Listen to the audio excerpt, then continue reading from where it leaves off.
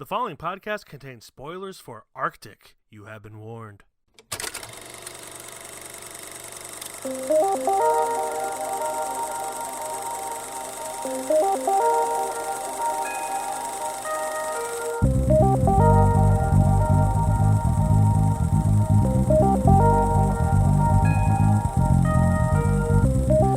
What's up, everybody, and welcome back to another KFR episode. This is your host, Glenjamin Button, along with your host, Miguel Migusto. Guten Morgen, Glenjamin. I said it right this time instead of like two Glenjamins. Two Glenjamins. Two Glenjamins and a button. How you doing? I'm not bad. Would you be surprised if I told you I watched a movie this week? What? Just about as surprised as I'm sure you would be if I told you I only watched one movie this week. That is actually surprising. Yeah, really. I thought about it today, and I'm slightly disappointed in myself, but I have my reasons. But let's go on to you. What movie did you watch last week, Glenn? I cheated the system, and I rewatched a movie, Casino Royale, the Daniel Craig James Bond movie from 2006. I haven't seen that since I watched it on a plane coming back from Europe when I was 17. Living that high society life. So a long time ago. Yeah, really. Did I say 2017 or when I was 17? I thought you said when you were 17. Yes, because that is the correct answer. Just wanted to make sure. But yeah, I need to rewatch it. How is it? I remember liking it. It is, to this day, my favorite Bond film because it doesn't as much feel like a Bond film like the other Bond films feel. Would you say better than Skyfall? I'm one of the people who don't like Skyfall as much as everybody else. Okay. Is that a hot take? I don't know. It's probably like a I think it's overrated. It's probably like a J.J. Abrams Star Trek thing where like it's not really like the Bond movies. I don't know. Yeah. I think it's a great movie. Skyfall. I just think Casino Royale holds a top pillar compared to Skyfall. Yeah. I could see people not liking Skyfall because it doesn't feel like a James Bond movie, which is personally why I loved it. It didn't feel like a James Bond movie. I remember liking Casino Royale. Quantum of Solace I remember really liking too. I've only ever seen the Daniel Craig ones. I haven't seen any of the older ones because they're a little bit too campy for me. Yeah, I think back when we did the 365 movies, I watched at least 5 or 6 of them. Yeah. And I'm putting myself through a little bit of a torture until April when the next Bond comes out, and I'm watching all the Bond films that I can. Yeah,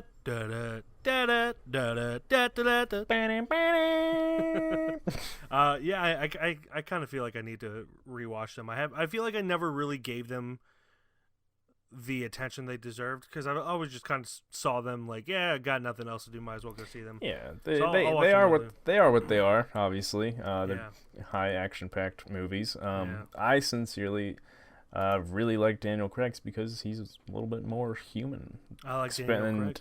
Specifically in Casino Royale, where he's the most human. Yeah. Speaking of Daniel Craig, just real quick, this isn't going to be the news segment, but they officially greenlit the sequel for Knives Out. I saw that, and I'm real stoked on that. So, good thing is Rian Johnson. His career did not get impacted at all from Last Jedi. Honestly, he's a great director, but he should have never done a Star Wars movie. He's too quirky for a movie with that kind of fan base. I mean, it might have actually helped him in like a sort of way. Yeah, maybe. But the movie I saw last week, doing a smash cut into that, was Lost in Translation. Finally, all of my film friends can stop bothering me about it. I have seen Sofia Coppola's 2003 film, Lost in Translation. Is that the movie I think it is? Yeah, with Bill Murray and a little baby Scarlett Johansson. She's not a baby; she's 19 years old. Oh my god! Yeah, I'm not big on like those kinds of movies, so I wasn't like actively avoiding it, but yeah, I wasn't going out of my way to go see it. I did not really pay attention when I watched that movie, to be honest. So I might have to eventually, in time. Yeah, I enjoyed it. It does drag on a little bit, but I did enjoy it. It's got some good humor. Scarlett Johansson's really great in it. Bill Murray's pretty good in it. I like Bill Murray, but I'm not crazy about him like a lot of people are. Yeah, there's a lot of people who have an obsession with Bill Murray. Yeah, and it really needs to calm down.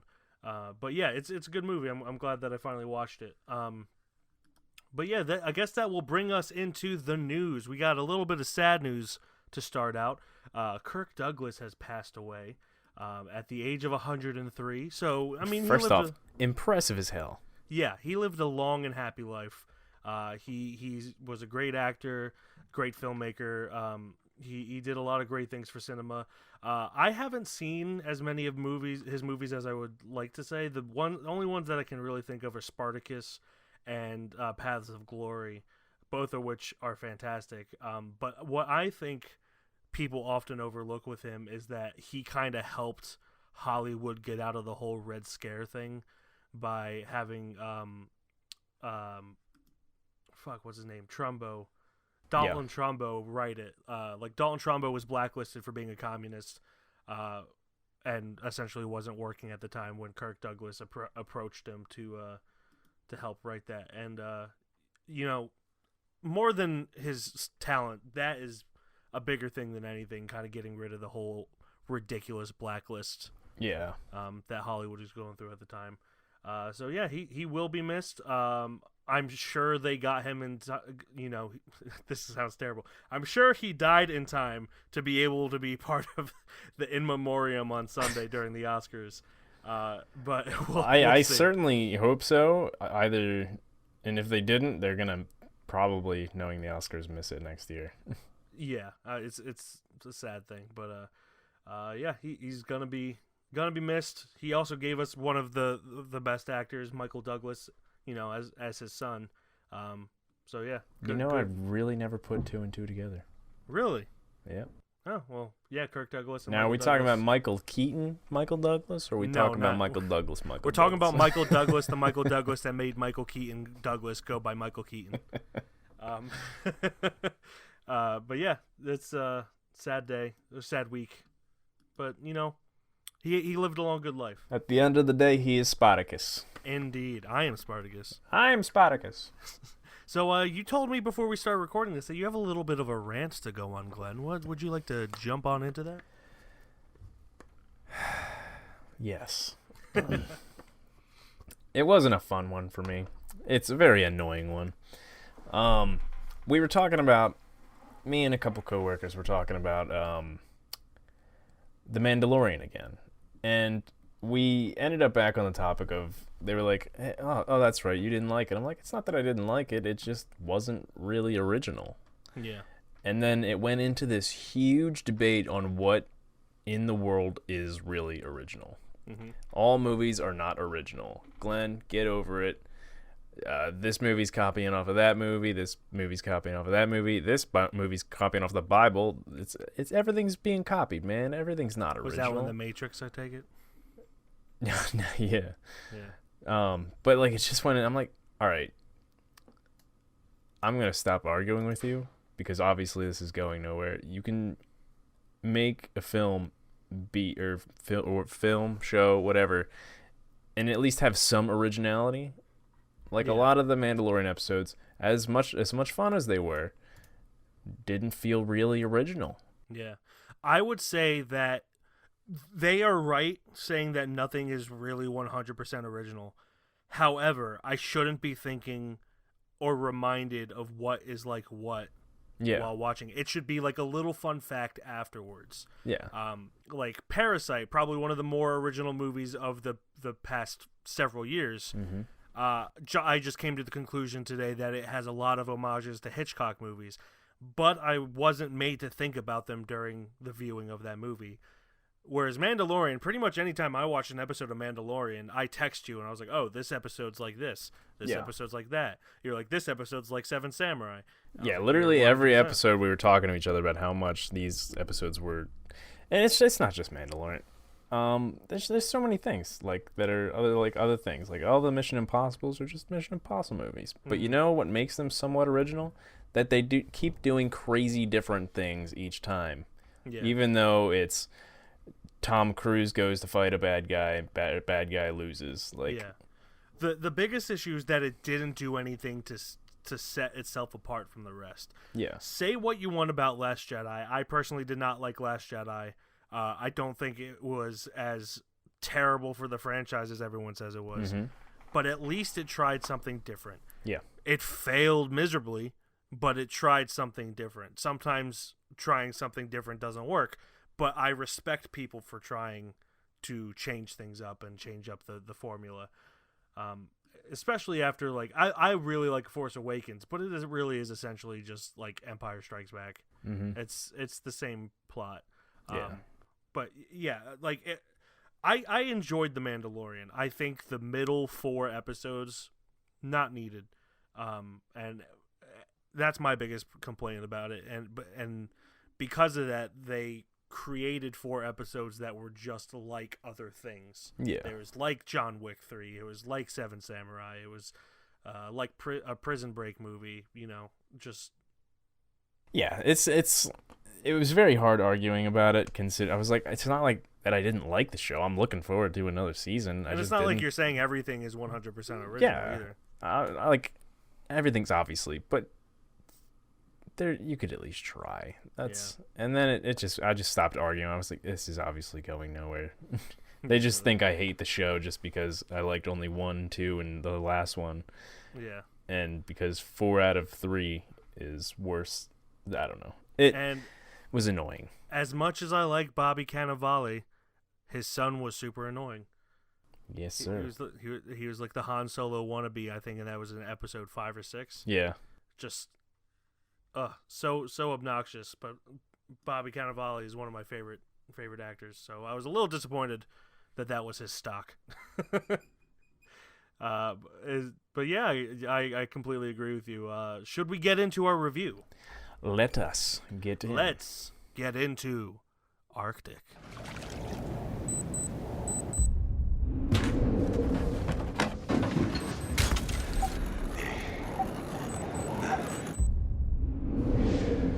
Can you squeeze like this? Squeeze. Yeah, that's good. That's good.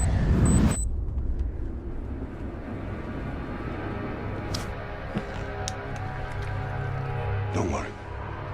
They'll be here tomorrow. Or the day after tomorrow. Don't worry.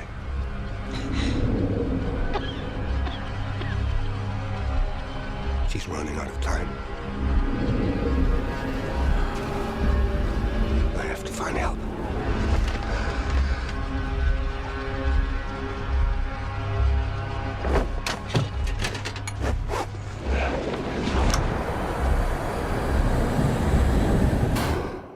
Arctic. Directed by Joe Penna, written by Joe Penna and Ryan Morrison, stars Mads Mikkelsen, Maria Thelma. Oh shit! I did not see that last name. It's an Icelandic name. It's an Icelandic name. How do you even pronounce that in a different? Smaladottir. Sweatadatir. I've been learning Icelandic for my trip coming up, and I still don't know how to pronounce shit, so that's probably wrong. Smaladottir. All right, I'm sorry the last 2 stars of that movie. I'm not going to even try it. Arctic is about a man stranded in the Arctic after a plane crash. Must decide whether to remain in the relative safety of his makeshift camp or to embark on a deadly trek through the unknown. Anyway, so if you listened last week, I picked this movie because mainly Mads Mikkelsen, but also because of Joe Penna, the YouTube Mystery Guitar Man star. Mm-hmm. And I really wanted to see this when it came out, and I missed my chance, but here we are today. Well, technically last week seeing it, and now reviewing it. Yeah. If I'm honest, I wanted to see this, but hearing that it was directed by a YouTube star, I don't want to say made me more excited, but piqued my interest more. Yeah. Just to see either how impressive or much of a disaster it was.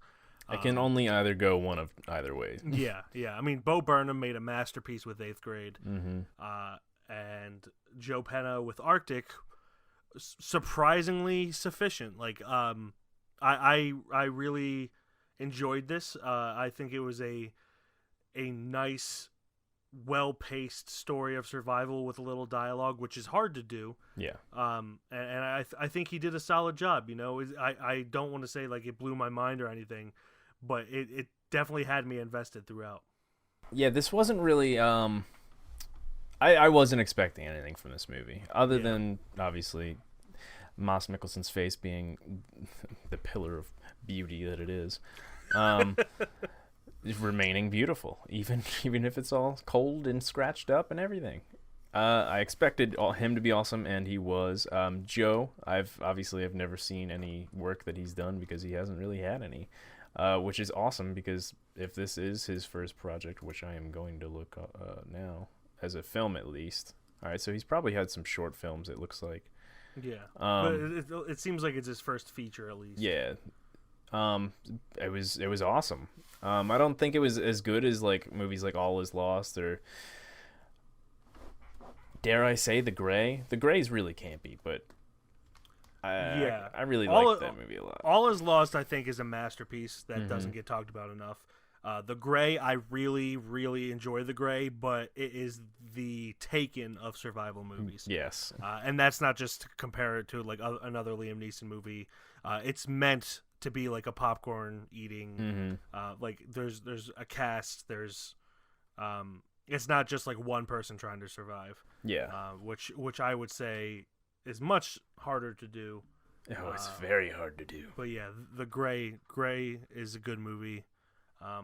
But yeah, we're not talking about that. We're talking about our thing. Can we just talk about how Maria Thelma? She's credited in the movie as Maria Thelma, so that's all we're going to call her. Yeah. Maria Thelma this is her first acting role, and I kind of envied her and felt bad for her at the same time. Yeah. I envied her because she legitimately only had to lay there for the majority of the movie. But also felt bad for her because I'm sure she's a great actress and she didn't get the chance to show off her talents, you know? Yeah. Especially when she's right next to good old Mads. Yeah.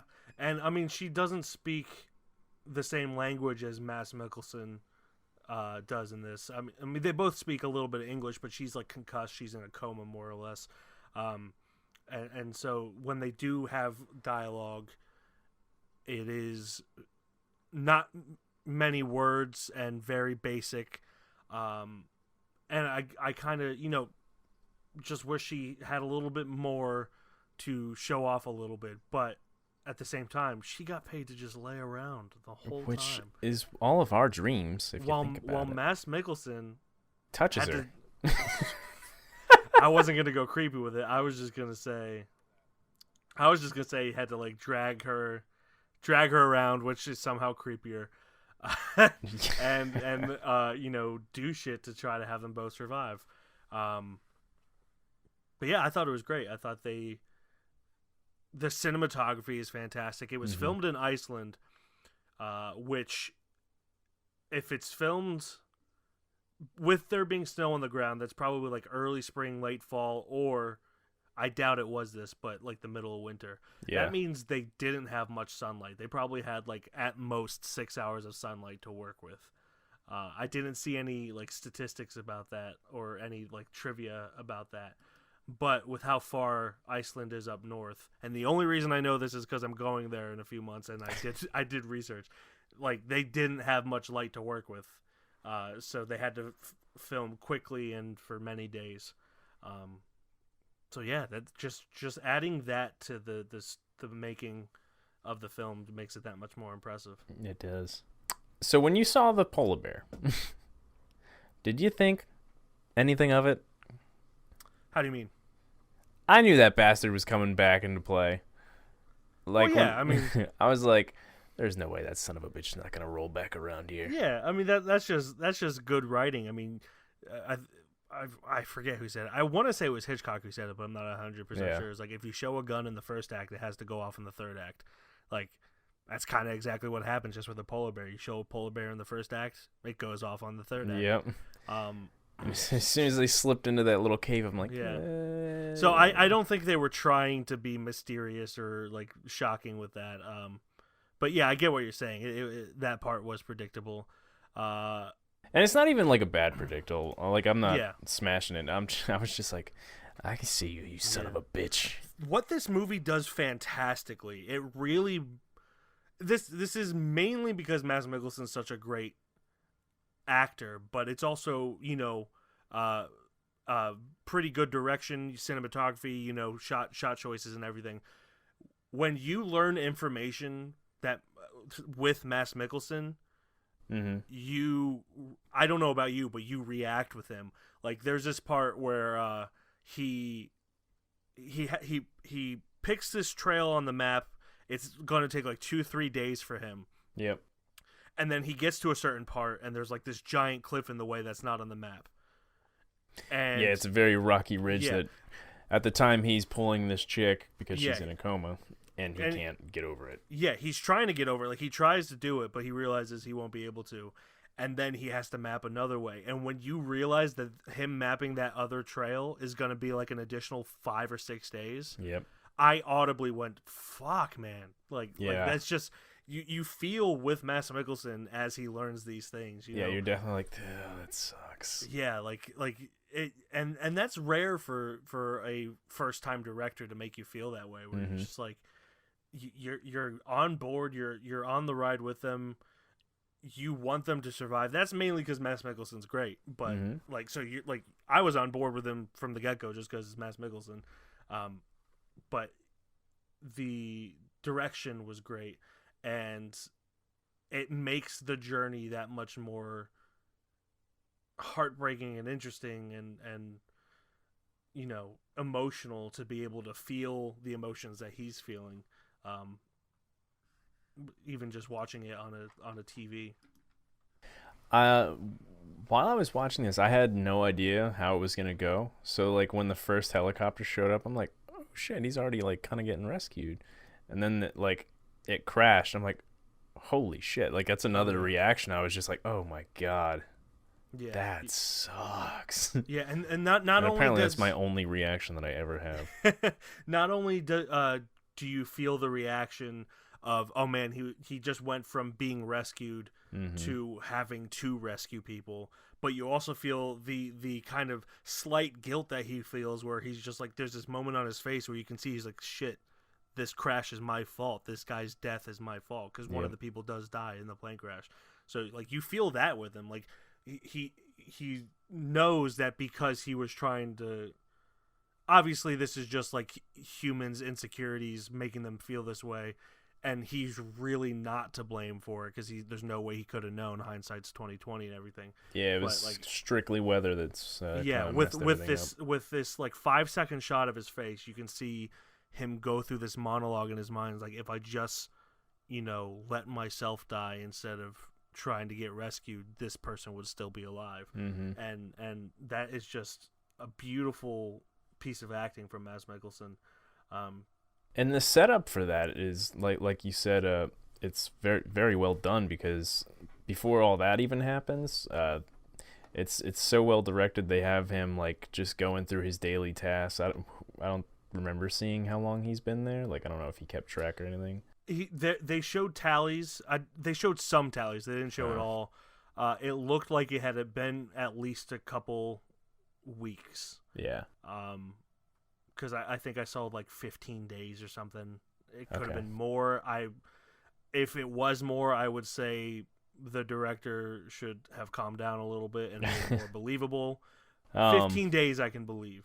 Regardless, even me missing that fact, it was so well set up because they go through like his daily chores of like trying to figure out how to get rescued. Like he's shoveling out this area for an SOS while like he's got a set schedule, and then he's going to fish for food, and then he's kind of like roaming for like scouting for a trail, and then he's also kind of setting up this machine to like let him know when there's another helicopter or anything nearby, and like he goes through it daily, and it's so well set up for when the moment actually happens that something does come, you get that devastation, like, oh man, he's got to do it all over again probably. Yeah, exactly. And it's just him having the watch, so he only spends an hour on any given task, or however long it is. Just it does a great job of putting you in the world he created for himself within those few days or few weeks, or however long it was. And then when he goes through all this, you see him consider and then temporarily leave the woman behind, and he immediately falls into like a cavern and breaks his leg because of it. Like just the guilt that he feels for that, and even though like any other sane person, had that not happened to them, probably would have kept going. Yeah. And just him connecting all these things and kind of blaming himself for these things that really aren't his fault. Like, it's just the circumstances. It was a really human story that I wasn't expecting. And in the end, when they're on top of the ridge, they see the helicopter. He starts making a fire. He burns his coat, makes a bigger like flame flag, trying to get these goddamn helicopter people to see him. And then they turn the other way and fly away. Like your stomach just sinks when that happens. Yeah. Like, I felt legitimately like slightly nauseous when that happened. Like, oh, come on. And I even posted about it on Facebook. I was like, it should be required by law for helicopters to do a 360 whenever they're taking off to make sure there's no one trying to get their attention. Yeah. And I mean, and then of course it does end with the helicopter flying up behind them. It ends just then. Honestly, if it ended with them getting on the helicopter and flying away, it would have been so cheesy. I'm so glad that they ended it when they did. Yeah, he probably even thought that too. He's like, I'm gonna just leave that out. Yeah, like it's implied that they're rescued when a helicopter flies that close to them. Yeah. So that's another great showing of instincts for Joe Pena. Is that his name? Joe Pena? Joe Pena? Yeah, Joe Pena. Like, he just has great storytelling instincts because of that, and that is another example of it. So yeah, overall, I was just very pleased and surprised with this, and I don't want to say I thought it was going to be bad, but I did. Yeah, it was better than you expected. Yeah, exactly. I'm glad you mentioned like the human and flames, because like there's a point where he finally gets to eat warm food and like feel fire or like heat. Yeah. Mads Mikkelsen's face shows like all the joy in the world. Is that's my favorite part of the movie, when he gets to eat like warm food and be warm, even though it's just like ramen noodles. Yeah, ramen noodles and fish. It might have also helped that I was super hungry when he was eating some fish and noodles. Yeah, but my God, his expression on his face showed everything at that moment. Yeah, he's just a fantastic actor. And I'm glad that he did such a small budget movie, because the budget for this was $2 million. He could get that himself, pretty much in any other movie, if not more. Yeah, I was gonna say at least. Yeah, and I love it when big name actors branch out and do like a small indie movie like this, and it really shows that this was a passion project, not just for Joe Pena, but for Mads Mikkelsen as well. He put a lot into it that he didn't necessarily have to. It really does. It really does show. I think that's all I've got to say, to be honest. Yeah, same here. So, with that being said, we move on to the judgment. Does this become a shelf boy? Does it get thrown in the garbage like it's a piece of garbage? Like a not shelf boy. And as a reminder, it has to be mutual understanding. Unanimous decision. Unanimous decision is what I meant to say. So, Glenn, with this being your movie, you go first. Does this become a shelf boy? Now, I'm actually, like, this isn't me playing on it. I'm actually stuck in between whether or not I am or not. I'm glad that you said that. That's not you joking, because usually you joke that way. Usually I'm being an ass, but I'm definitely not. As an achievement for a YouTube star to make such a really good movie, like better than I would imagine most people, anybody ever expected, especially the content he made on YouTube. It was way better than I for sure expected, and a great survival movie. But as a survival movie, is it as like shelf boy worthy? Because I could probably not see this movie again and be okay, but also it's such a good feat that I would want to. Like, I'm talking, like, what do I do about this situation I'm in? I think I will make it a shelf boy. Just because of what I just said. Yeah. Just because I agree with you that it is it's very on the cusp where it could go either way. I think if you had any other actor other than Mads Mikkelsen in it, it would have been too different to not be as competent as it was. Yeah. And that's not to say this movie's great. It's surprising for sure because it's made by a YouTube celebrity. And low budget and low small budget cast and everything. Yeah, small cast. But because of that, I do tend to be easier on low budget films made by first time feature directors. Mainly because that's where I want to be, man. That's where you should. So I'm gonna agree. I am with you where I could go either way, but I think this hit just right to be a shelf boy. So Arctic becomes a shelf boy, along with many others. That brings us to plugs for next week. Glenjamin Button. Or no, plugs for next week. Glenjamin Button. What is your plug for next week? To be honest, I didn't have really anything until like the last second when I was kind of browsing through Twitter. So if there's any Twitter fans out there and they really want to just scroll through and see a little fun fact every now and then, I follow a little page called Film Facts. So every time I'm scrolling through the stupidity that is the world, I get to see a little film fact and be like, man, now I kind of want to watch that movie because they just told me about in Toy Story 1995, all of Andy's friends are duplicates of him. How the hell would I have known that? It is terrifying if you ever look at it. It gives me chills just thinking about it. So weird. So that's a Twitter page, you said? That's a Twitter page. Its at is fact. Wow, jeez, don't say that, or don't type that either. Good luck. Its at is Facts on Film. All facts one little thingy. On film. Cool. Well, I guess it's my turn then, because you have Facts on Film on Twitter, I believe. Is that what? On Twitter. Well, we're gonna stick with social media for my plug, because I found this Instagram page, which I don't know if you've seen these, but it is essentially videos of movies, like clips from movies, and the script is scrolling along with it. And you see either just how much it's similar to the script or how much it's changed to the script. Yeah. And it is phenomenal. The most recent one is for the Joker, as of this recording. No, I can only imagine if it's different really or not cool. With Joaquin.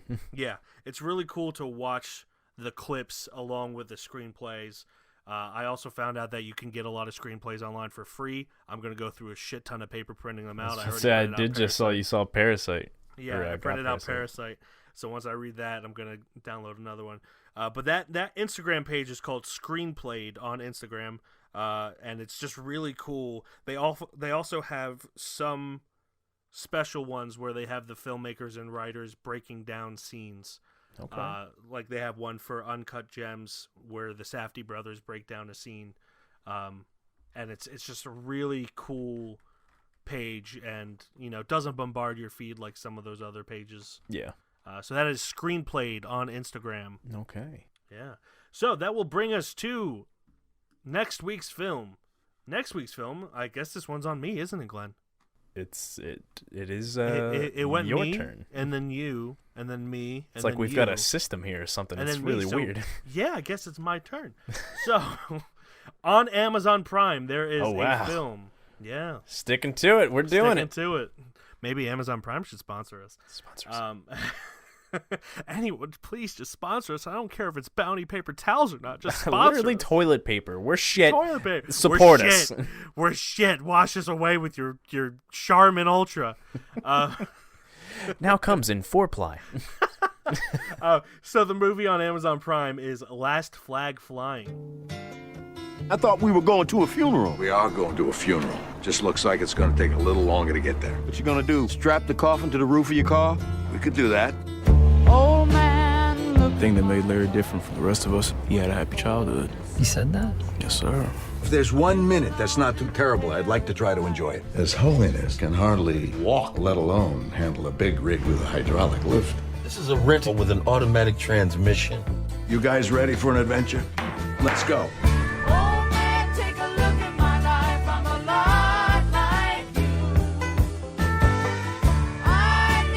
What do you smell?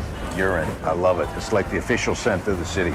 Things that come into your head and out of your mouth. You worry too much. That's why your hair went so gray. Could you resist a man in this uniform? I don't think I could. You're there for your brothers. Yeah, that's all that really matters.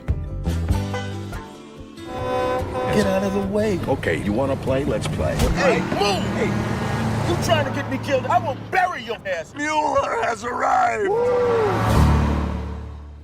It is directed by Richard Linklater, written by Richard Linklater and Daryl Ponixon, starring Bryan Cranston, Lawrence Fishburne, and Steve Carell. Last Flag Flying tells the story 30 years after they served together in Vietnam. A former Navy corpsman, Larry Doc Shepard, reunites with his old buddies, former Marines. Look who's having trouble now, huh? Dirty mouth. Reunites with his old buddies, former Marines Sal Nealon and Reverend Richard Mueller, to bury his son, a young Marine killed in the Iraq War. This is a movie I wanted to see when it came out in 2017, just never got around to it. It looks pretty good, you know. It's a dramedy, comedy drama. Mm-hmm. It's got 3 really great actors: Bryan Cranston, Lawrence Fishburne, Steve Carell, and I'm sure more. And Richard Linklater, he's hit and miss with me, but you know, I do like him most of the time. So we'll see how this one is. Yeah, we shall see. I've seen it a lot on obviously on passing Amazon Prime.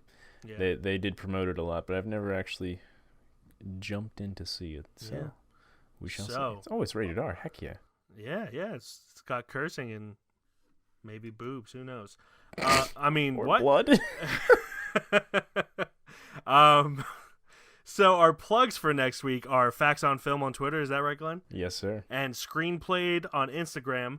Next week's film is Last Flag Flying, available on Amazon Prime. As always, you can look at our website, www.keystonefilmreview.com. On Instagram, we are Keystone_film_review. Twitter, we are Keystone_film. Facebook, Keystone Film Review. On Letterboxd, I'm Mike, KFR. All this breath I've got, it feels great. And I'm Glenn, KFR. And that will do it. Until next week when I run a marathon talking about our socials again. Goodbye, everybody. Bye-bye.